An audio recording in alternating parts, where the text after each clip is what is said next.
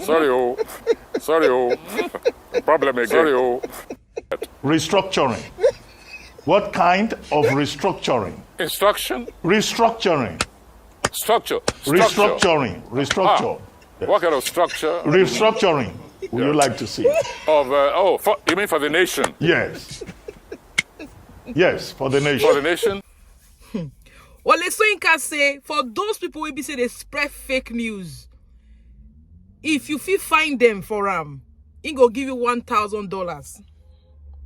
I know say those way they speculate the fake news go decide say they go triple them. They go give you now $5,000, $4,000. My people, it really shows that the guy that profile $1,000.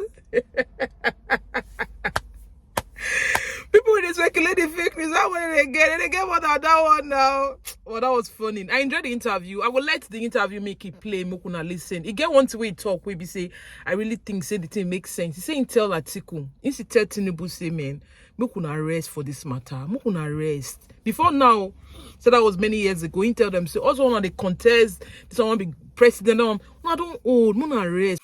Mokuna let fresh blood enter. He said so. He tell them, you know. My people, this matter strong, and waiting even make them interview him now because of waiting that to talk. He said that to use strong language, you know, the language with that to use, you know, good. He no go see evil, make him just bypass him. He must talk say this is evil, and that is it. Well, a lot of people criticize what he talk for the comment section. There were a lot of things going on in that comment section. People said the interview was not interesting. The talk say the man is not speaking the truth and a whole lot of things. Well, but basically, as I said earlier, I want to show now the video of Wole Soyinka interview. And there's something the man did. For me personally, I could hear, everybody could hear what he's saying, but the man said he couldn't hear, you know. They talk the thing over and over again. You know, they yell now. There's what you prof, anybody that is prof, apart from the professor who will get for INEC, if they don't understand what you talk, they'll tell you say they're not here. Or they'll talk, say, make you talk them again, make the hear what you talk. And we saw Wole Soyinka doing it repeatedly. Probably, as he said he might have a hearing problem, but we could hear, everyone could hear what he was saying, and you know, we could also hear those that were interviewing him. But I come in on here. But I think what he want to talk, we don't know. But any has to be, I will let the video play. This one a Bod TV bot. I will soon again. One love.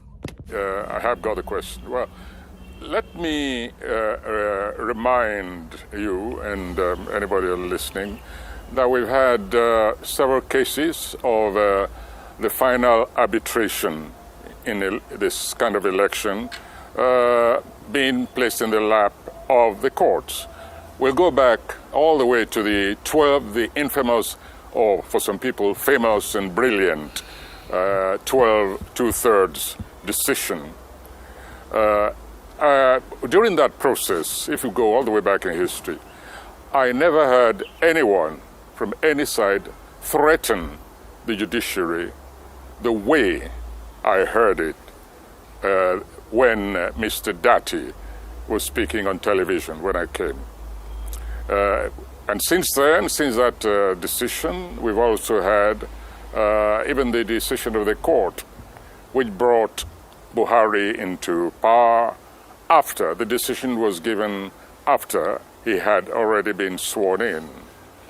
And again, while awaiting that decision, I never heard the kind of language, the kind of menacing, blackmailing language as that which was to which we were treated by Mr. Dati. And that kind of attitude and that kind of go, do or die kind of provocation is not what I think we've all been struggling for. Let me, by the way, take a break. I seem to be on the right line because you haven't interrupted me. As I said, I didn't hear a question properly. Let me introduce myself properly. I happen to be the person who told one of the candidates, former Vice President Atiku, when he was contesting and he came to see me in my office in Ikeja some years ago. He came with Benga Daniel, my former governor of Ogun State. I said to him, listen, it's about time you people left the stage. Why don't you just go away? We need an infusion of fresh blood into this system. But some people, maybe they read it as a bloodletting. No, I said infusion of fresh blood. I said, so I cannot support you. I think your generation should really quit. Right, he wasn't the only one. I then sought out the current president-elect, Tinubu, and I gave him exactly the same message. I said, whatever you people are planning, I'm convinced that we need a young generation, new thinking, new sensibilities, new energies.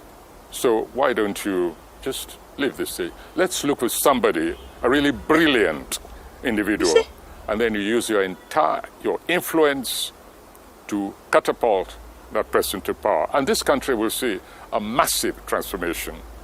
We spoke for about an hour and a half. In the end, Bola Tinubu said no. He said there were still things which he felt he could contribute. You know, I have not, Bola Tinubu and myself have not met. That's over, getting to 5 years ago. We've not met once since. Simultaneously, we called willing and enthusiastic and brilliant young people together, and we said, look, come together, give us a candidate.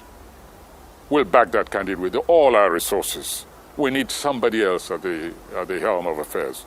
And so, for me, the emergence of the Peter Obi movement is the consequence of events like that, mobilizing, sometimes even tutoring prospective candidates. Whether or not my position at the time towards Atiku or Tinubu was correct or not, that's not important. All I'm trying to tell you is to say that we acted out of conviction, and therefore we have absolutely no reason to appear even to be against any new generational possibility, potential, when in time for election comes. I have been distressed, however, by this certain aspects of this movement, which for me tended towards the fascistic. And we haven't come this way, all this distance, made all this sacrifice, to watch the entire procedure being jeopardized permanently with unpredictable consequences if we get to a situation where threatening medicine language is being used, where people are beginning to be afraid to talk, to advise, to contribute, simply because there's disagreement over tactics. And so this is what I was objecting to in Dati's performance. You can't say, give me this mandate. There's also a third person there, as Atiku, for instance. And in any case, the procedure is such that no one can say that we have seen terminus as yet. That's all. That's what I was criticizing. And I was very distressed to see this being reported as if saying, swear this person in, don't swear this person in. No, no, no, no. That is a total distortion.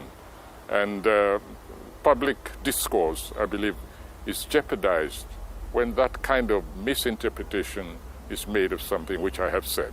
And again, let me introduce myself further. I happen to be, again, that individual who, after an election which was massively rigged, who sat in the plane waiting for the final result, the authenticated results were brought to me. I was on my way to the United States to address a congressional hearing on the Nigerian elections, on those particular elections. And I said to them, the Oshomole people, I said, I will do nothing if I do not have the right documentation, the latest, authenticated in every respect, which I can present to the congressional hearing. It was brought to me from Edo State. It was brought to me while I was seated in the plane before the gates closed. With those documents, I was able to go confidently to Washington, where I met Inamani, by the way, and we joined forces to reverse the thinking of congressional hearing, which was already sold on the false results of the election throughout. The propaganda of the government then in power, I refuse to mention names, was so strong that when we got there, we found a hostile reception. However, armed with those documents, we reversed the thinking of the congressional hearing. Now, this is the kind of person I am. I do my homework thoroughly. I don't like being stampeded.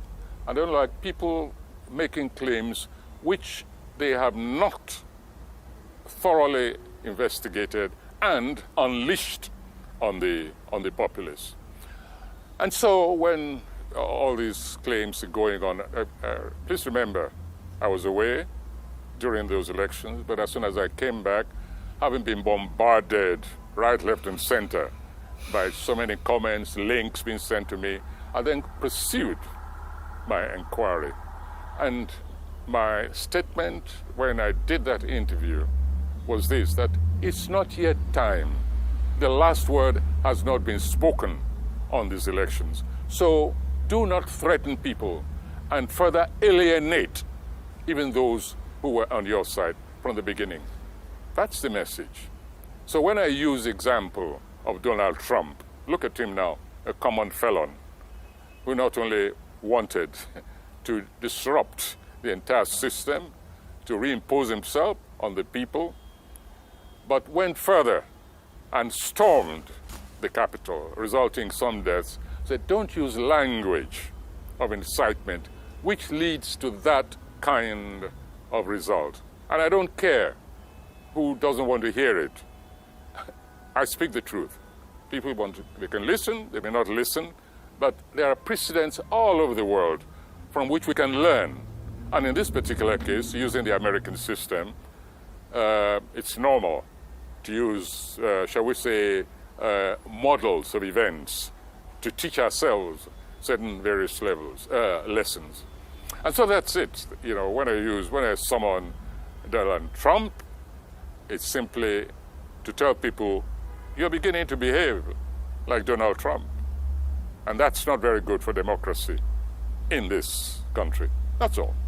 Civil action is always justifiable. In any situation of discontent, civil action is always possible. But then we also must be very guarded in our statement, the nature of civil action. If you say we're in a revolutionary state and we need a revolution, if you like, a kind of show or a revolution now, then I understand your language. A particular direction has been plotted. But if we are not in a revolutionary state, if everyone is still observing the procedural aspects of an election, a democratic election, and we're waiting for results, then for heaven's sake, let us complete that process. Don't ask another elected person, whether it's a president or INEC or the ombudsman, if we have it, don't ask them to act unconstitutionally. And don't, above all, don't threaten. Don't use the language of menace. I also want to use this opportunity, I hope you don't mind, to warn your audience, please beware of fake news. A lot of damage is being done by the propagation of fake news. Even as recently as a few days ago, some garbage, some verbiage, some nauseating, praise-singing tract, which we've seen so many times before, has been resurrected and attributed to Wole Soyinka. It makes me sick, and it makes me just want to opt out. I mean, I do not see why this issue, this problem, cannot be solved. If people want to be praise singers, let them please do it in their own and their father's names and leave Soyinka out of it. In fact, things have reached a state, I'm going to go further. You permit me. I want to use this opportunity now to announce a reward. I'm not a rich man, but I'm going to announce a reward. I've looked at my accounts, and I can afford $1,000. $1,000 to anyone You see? who can finger successfully the author of some of the tracts which have been attributed to me over the past 6 months, which we have repudiated again, and again. Yet comes out. Other people come out, they say, no. Wole Soyinka never said this. But no, there are those who want to believe it and those who think they're having some traction. So there it is. Permit me to use you as my advertising board. $1,000. I will even go further and try and raise additional funds for anyone who can please relieve us of this incubus of false attribution of fake news. I'm sorry if I've diverged from whatever you asked, but I didn't hear most of it. In any case, all this is involved in the theme which we're addressing this morning. Which part of Dati Ahmed's statement did you find unbecoming? Was it the entirety of the statement, of his statement, or a portion of that statement, and which part of it? It's all very well going back to your question, but it's still going back to the kind of breaks which we had. The transmission is really problematic. It could be my personal problem of hearing. I don't want to blame the equipment completely, but I think we really have a problem. And since you say you had a specific question, this time I don't want to go off on a tangent, unless I can hear it very clearly, distinctly. Okay. All right, I'll repeat the question, and I'll just, if the audience would permit for me to pick the word so you can make it out clearly. I asked, going to your previous response, which part or what part of Senator Dati Ahmed's statement was unbecoming? Okay. Nearly the totality. Listen, the interviewer asked him several times. He said, what will you do if the Supreme Court judgment is against you? If the interpretation which you are offering about the constitutional aspect of this election, if it is against that of the Supreme Court and they find against you. And he kept saying, no, it's not even open to analysis. The word says and it's very clear. And the Supreme Court, in its wisdom, had better give this, in other words, his interpretation. I mean, this is trying to dictate to the supreme arbiter of the nation. Whatever you think of the Supreme Court, it is an institution we all revert to sooner or later. If not today, then tomorrow. If not about this election, maybe about the next election. But Dati kept saying, no, the Supreme Court has got, in its wisdom, to agree with me. That is what is known as fascistic language. It is not acceptable. And for me, it alienates people. It alienates even supporters. I know this for a fact. People come to me, you know how I relate to young people. I relate to those who have found certain problems with the spokespeople of this particular movement. I'm not interested in the other ones. Everybody knows the other movements. But there's a new boy on the block, as the expression stays. And many of us have been waiting for that new kid on the block. And so we have a stake in it. And wherever it seems to be going wrong, we're going to tell the truth to that new kid. And the supporters who also say they have allied thinking with us, that's all. But go and watch that tape all over again. Introduce that tape to any kind of neutral jury, members of whom don't even know anything about the Nigerian situation. Talk about body language, talk about vocal language, talk about the actual text of Dati's pronouncement. This is intimidation, and it's not acceptable. I refuse to be part of that kind of language. What kind of what? Sorry? Restructuring of Nigeria would you like to see? Sorry. Problem again. Sorry. Restructuring.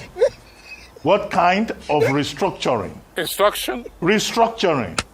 Structure. Restructuring. Restructure. Yes. What kind of structure? Restructuring. Would you like to see? Of you mean for the nation? Yes. Yes, for the nation. For the nation, I'm talking about decentralization. That's all I want out of the incoming government, whichever it is. Let us have a genuine, not rhetorical, but a genuine, practical, detailed decentralization, the redevolution of powers, more devolution of powers to the various arms, the various tiers of government, state, local government, the reinforcement of civil entities, civil society in the various groupings. That is the kind of structure which I want. You can summarize it in that one word, decentralization. Yes. Just ethnic profiling, ethnic bigotry. What part? Ethnic bigotry. Sorry. So you've condemned what happened in Lagos State, and I mentioned it also happened in other it's parts. Interesting. Yes. President Buhari. His performance, your assessment. Legacy, sustenance. Assessment, your assessment. I said, my assessment. Yes. Well, I don't think we need to even waste much intellectual energy to assess Buhari's tenure, because he's living on a very sour note, a note of sadism. I'm referring to the policy which overnight impoverished millions and millions of Nigerians. You know, the currency change, etc., etc. If he was hoping to go out on a high note, I'm sorry, he will find himself, he has disappointed.